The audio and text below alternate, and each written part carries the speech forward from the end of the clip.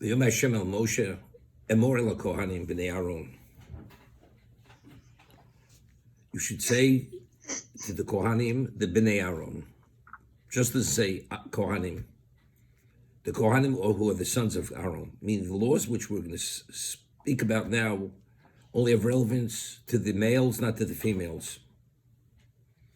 Emer HaKohanim b'nei Aaron, v'amarta le'em, l'nefesh lo yitama b'amov. That a person should not contaminate himself to the nefesh, to the remains of the person, b'amov, when he's within his people. We'll explain what this means. We have a situation referred to as mes mitzvah.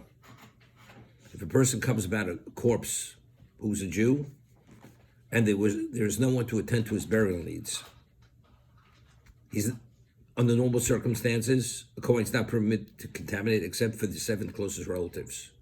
But in a situation where there's no one to attend to that person's burial needs, because that person is lying in disgrace, that's an overriding factor. Even the Kohen, who's not permitted to contaminate, contaminates. What about a Kohen Gadol, a high priest, who's not even permitted to contaminate to the 7 closest relatives? If he comes upon a mes mitzvah, this person there's no one to attend to his burial needs, even the Kohen Gadol, who doesn't contaminate under any circumstance, that is the exception, because since the Jew lies in disgrace, that's an overriding factor, and the Kohen Gadol, the high priest, contaminates. We find that this law of contamination, not even to the 7 closest relatives, is not only relevant to a high priest or a Kohen Gadol, even a Nazir. Person's a Nazir. Nazirite, he accepts upon himself to enter into Naziritehood, which is minimally 30 days. During this period of time, not only is he not permitted to drink wine and cut his hair, he's not permitted to contaminate to the dead, even his 7 closest relatives. He comes upon the remains of a Jew, again, who there is no one to attend to his burial needs. That is an overriding situation. He contaminates himself. What about if the Kohen the Kohen Gadol is a Nazir? It's compounded. The Kohen Gadol is a Nazirite, and that person comes upon the mes mitzvah, a Jew who there is no one to attend to his burial needs. Again, that becomes an overriding factor, and the Kohen Gadol, the Nazir, contaminates to attend to the burial needs of that person, Jew, who's lying in disgrace. But that's the exception, mes mitzvah. The Torah says over here, when is the ordinary Kohen not permitted to contaminate to the remains of another Jew, or even a non-Jew, of course, when it's ba'amov, when the person's found within his community, meaning there are others who could attend to those burial needs. So let's look at Rashi. Emor el kohanim, emor v'amart lahazir gadol malkatanim. There's an obligation even for the adults to forewarn the minors they're not permitted to contaminate themselves, which is interesting. B'nei Aaron, yochel chalolim. It says B'nei Aaron, the sons of Aaron. Maybe even a person is a cholol, meaning he's a desecrated Kohen. For instance, let's say the Kohen married a woman he's not permitted to marry, such as a divorcee, which the Torah says he's a cholol. He's not qualified to officiate. Tamlo b'ha-kohanim. The B'nei Aaron, who are permitted, who have the classification of Kohanim, the officiants. A cholol is not an officiant. B'nei Aaron, avbali moving b'mashma. Normally a Kohen who's blemished, he's not qualified to officiate, even if it's a permanent blemish. Nevertheless, if he is a kosher Kohen regarding his pedigree, he cannot contaminate to the dead. B'nei Aaron, v'lo b'nos Aaron. Again, it's only the male line, it's not the female. The daughter of a Kohen, although she has the highest level of pedigree, she's permitted to contaminate to the dead. It's only the male, those were the officiants.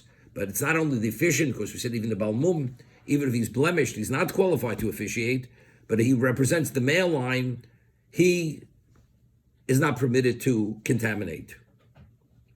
Lo yitami ba'amov, only when the corpse or the remains of the Jew is within his community, yotzem es mitzvah. But if it's not within the community, so as a result of that, there's no one else to attend to the burial needs, so then that's the overriding factor. The Kohen contaminates. And as mentioned, we'll see later, even the Kohen Gadol, who's not permitted to contaminate even to the seven closest relatives, contaminates in that situation. Okay?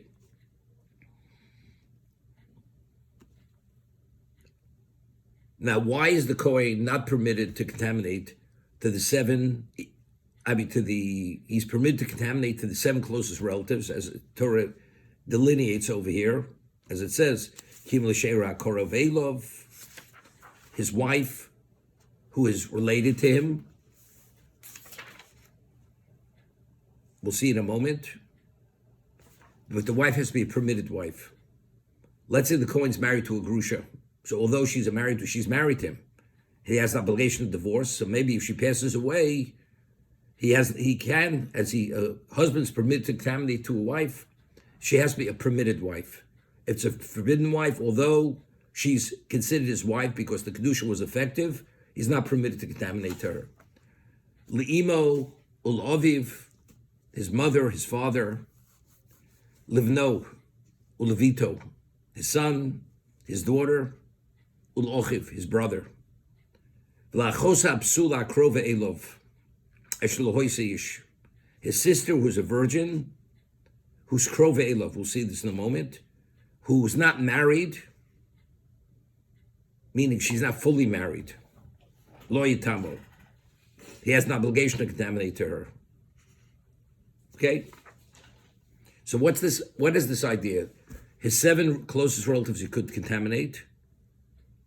It's only the male and not the female who's not permitted to contaminate to others. The female is not restricted regarding the laws of contamination. Now the question is why? Now, he explains the Seforno that we had earlier regarding the laws of tsaras, that who pronounces the leper a leper, only the Kohen is qualified. And he evaluates it, makes the pronouncement. Person, if he's a leper, he has to go out of the camp. Or it's questionable what it is. He has to quarantine him, sequester him for a week, evaluate him again. What is all this? And then the Kohen pronounces him Tomei or Tor, and he has to go out if he's Tomei, if he's contaminated, until he recovers. And what's the recovery dependent upon? So we discussed this. The Sephora explains there's a pasuk in Malachi, the prophet Malachi, was from the last prophet, states, Sifsei Kohen Yishmor Das, Tvakesh Tor Mipiu. The lips of the Kohen are the keepers of the faith, of the religion, and you should seek out the Torah from his mouth. Ki Malach Hashem Tzvodosu, because he's the equivalent of the angel. So who is the disseminator of Torah? The disseminator of Torah, the ultimate, is the Kohen. He is the one who's responsible for the spiritual profile, maintain the spirituality of the Jewish people. When he pronounces that person a leper or questionably, he actually explains to him and instructs him how to do tshuva and tells him that he has to pray. Because without Hashem's rachmim, he's not recovering. And he says to him, I will pray on your behalf. That's the function of the Kohen. And therefore he pronounces him or evaluates him, and he hears that he's recovering. He goes out there to make the evaluation. Is it a recovery? Not a recovery. But all this has to do with the instructing him exactly how to deal with his problem, which is a spiritual failing, because tsaras, leprosy, comes because of lashon hara or gaiva, person's arrogant. That's what precipitates, brings about the leprous state. Now, who is obligated? It was in the position of responsibility to disseminate Torah and to instruct people how to live as Jews. That's the obligations on the male, not on the female. A woman has no obligation in Limud Torah to study Torah for Torah. even as knowledgeable as a woman is, the Rambam rules based on the Gemara. The Rambam says, "Kol chochem v'chochem yisrael chayv lamed es ben chaveru Torah." Every person who's a chochem, meaning he has Torah knowledge, he has an obligation to teach his fellows child Torah. A woman, as knowledgeable as she has no obligation to teach Torah, or as knowledgeable as she may be. This obligation is only the man. The one who's obligated to study, he's obligated to teach, to disseminate that Torah. A woman is not obligated to study Torah. It's only to know the laws which pertain to her. She has no obligation to disseminate the Torah. So the Sefarno explains in this week's parsha. Now, the Rambam rules, and it's based on the Gemara, that a Rebbe has to interact with his Talmidim in a way where he maintains a level of relationship where they revere him.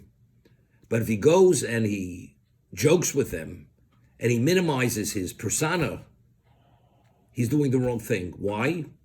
Because if they see him in a certain light that he's more advanced than they are because of his aura of status, they'll be receptive to his teachings. But if he goes and he acts and behaves and interacts as if he's a peer, his teachings will not be embraced at the same level. And therefore, a Talmud is not permitted to go to the bathhouse with a Rebbe.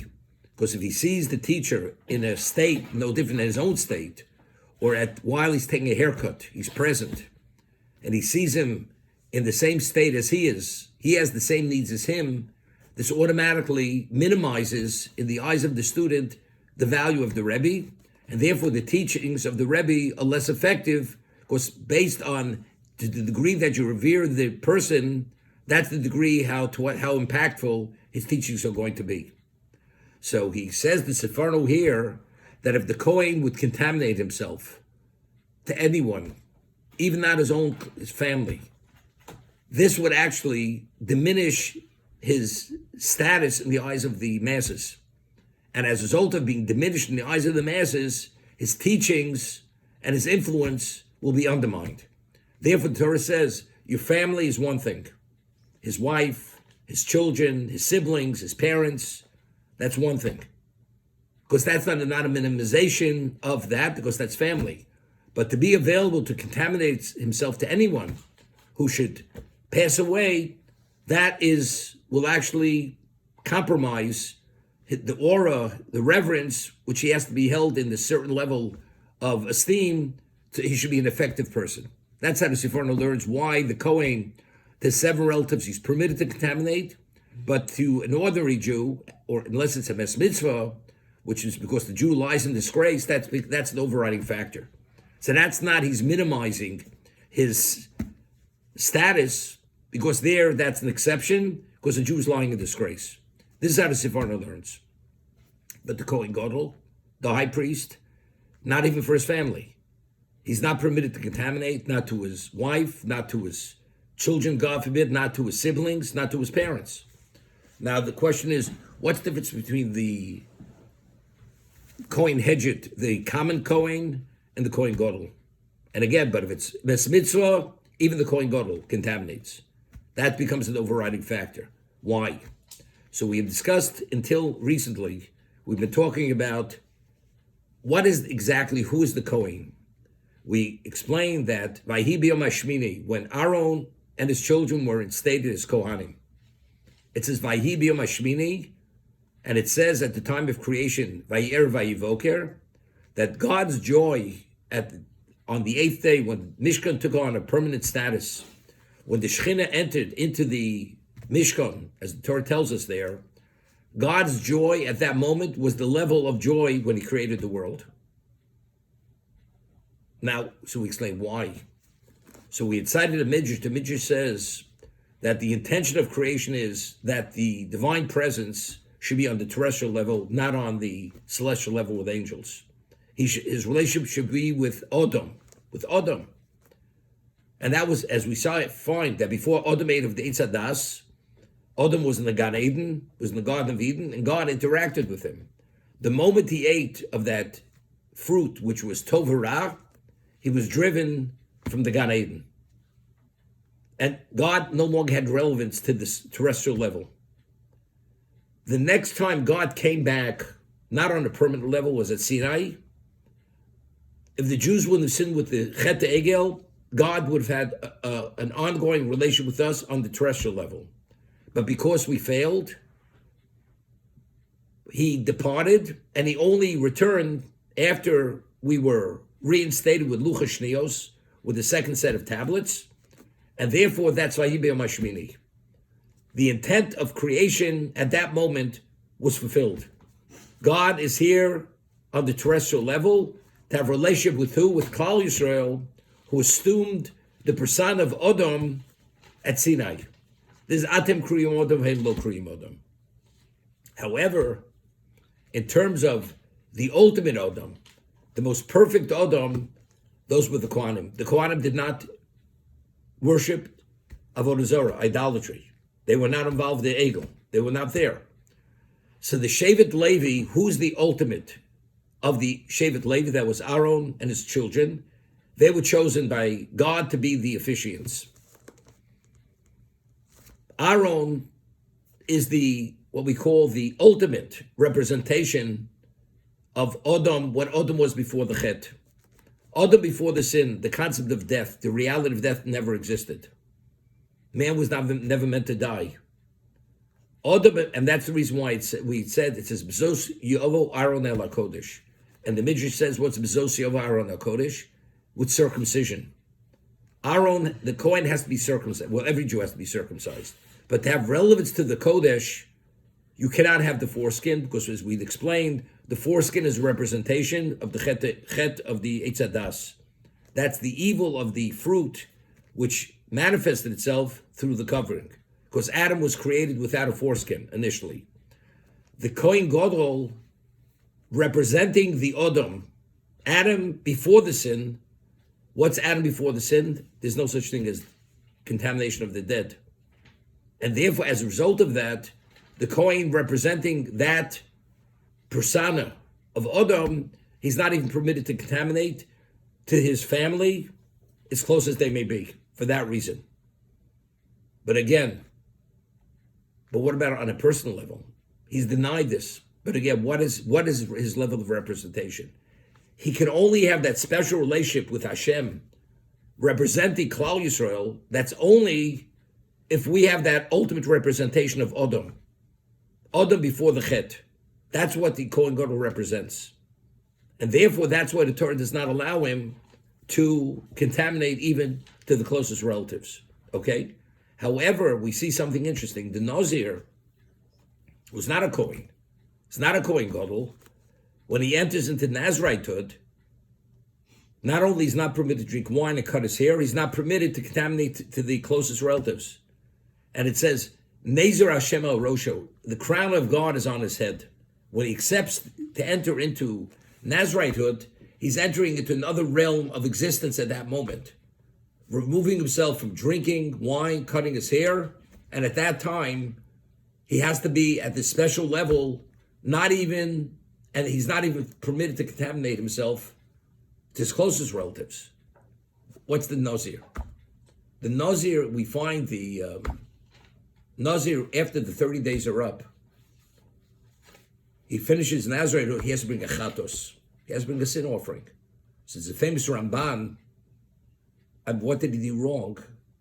Why does he have to bring a sin offering? So the Ramban explains that because he was on such a special level for the period of time of Naziritehood, entering back into the realm of ordinariness, that's the sin. Here. It's being a Nazir, being removed from all, this is the ultimate of precious. We speak about abstinence. Understanding what wine could bring, especially there's one opinion that the Eitz Hadas was the grape. The Eitz Hadas was the grape. It's not only wine, it's any grape derivative. A Nazir is not permitted to drink or eat, partake of. He's not permitted. So the Nazir is the representation also to a degree of Odom before the Chet, and during this period of time, he's totally removed from physicality of the world, and his mind is supposed to be immersed in spirituality. So because during this period of time he assumes this persona also of holiness, which also is the equivalent of Adam before the Chet. Therefore, again, he himself, during this period of time of Naziratehood, he's not permitted to contaminate even to his 7 closest relatives.